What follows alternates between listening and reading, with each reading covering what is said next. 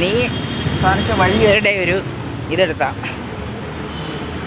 Video എടുത്താ. കാരണം എന്ന് പറഞ്ഞാലേ നിനക്കാണ് ഏറ്റവും കൂടുതൽ ഈ ഉടായ്പ വഴി അറിയാവുന്ന ആള്.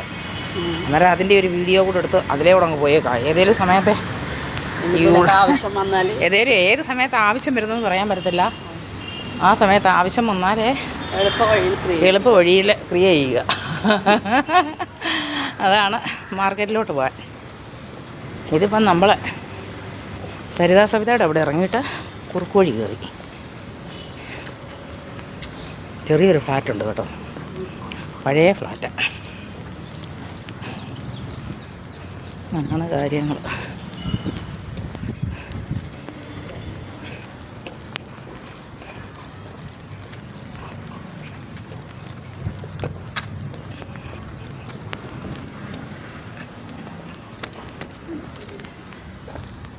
എന്തുവാടി?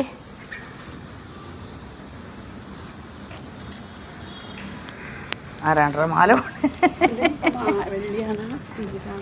വാങ്ങിക്കാൻ പറ്റുന്ന അല്ല, മറ്റേത് സ്റ്റീൽ ആണ്. വെച്ചോ കയ്യിൽ.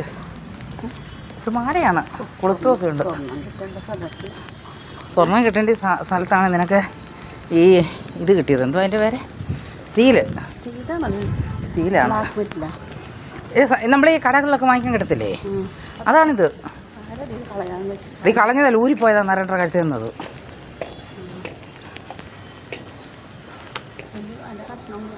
കഷ്ണം പോയോ? കഷ്ണം പോയെങ്കിൽ പിന്നെ അതെന്ത് ചെയ്യും?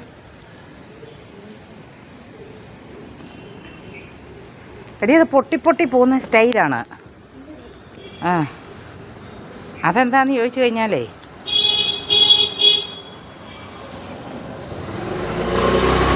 അതിങ്ങനെ നിൽക്കത്തില്ല. അത് ഈ കടയിൽ നിന്ന് വാങ്ങിക്കുന്ന സ്റ്റൈലില്ലേ, അതാണ്. അത് നിൽക്കത്തില്ല, പൊട്ടി ഇതുപോലത്തെ സ്വർണം കിട്ടി. എനിക്ക് സ്വർണം കിട്ടിയിരുന്നു. സ്വർണം കിട്ടിയാൽ നീ ഇപ്പം രക്ഷപ്പെടും. വിൽക്കുവോ? കടങ്ങളൊക്കെ വീട്ടിട്ട് എന്നിട്ട് നീ എന്നെ വിളിക്കത്തില്ലല്ലേ അല്ലേ? നിന്റെ മുമ്പിൽ വെച്ചിട്ട് കിട്ടിയിട്ട് പോണ പഠിക്കേണ്ടില്ലേ? ഒരു 10 ഗ്രാമാണ്, 5 ഗ്രാമിൻ്റെ മാത്രമാണ്. എന്നിട്ട് 5 ഗ്രാമിൻ്റെ പൈസ മേടിക്കും. നീ ഒരു കാര്യം ചെയ്യുമെന്നായിരുന്നു. നീ അന്നേരം എനിക്ക് പൈസ തരാതെ നീ തന്നെ സ്വന്തമായിട്ട് എടുത്തു കഴിഞ്ഞാൽ ഞാൻ അന്നത്തെ ദിവസം ഒരു വീഡിയോ ഇടും. അപ്പോൾ എന്തിനാ 5 ഗ്രാമിൻ്റെ മാലയും മേടിക്കും, 5 ഗ്രാമിൻ്റെ കാശുകളും മേടിക്കുകയും ചെയ്യും. എന്നിട്ട് എന്തിനാ എൻ്റെ കടങ്ങളൊക്കെ വിട്ടും പോകും.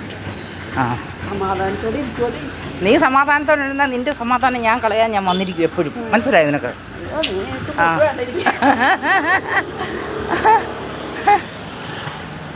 സമാധാനോട് എനിക്ക് പൈസ കൊടുക്കാൻ കിട്ടാം. പൈസ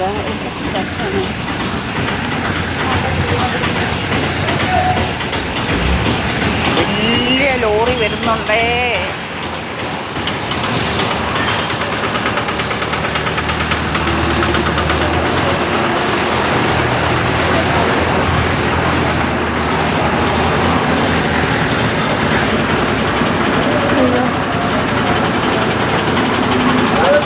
ഇങ്ങനെ സൈഡിൽ കൂടെ പോകാൻ പറ്റുമോടി? ഇതിലേ പോവാം.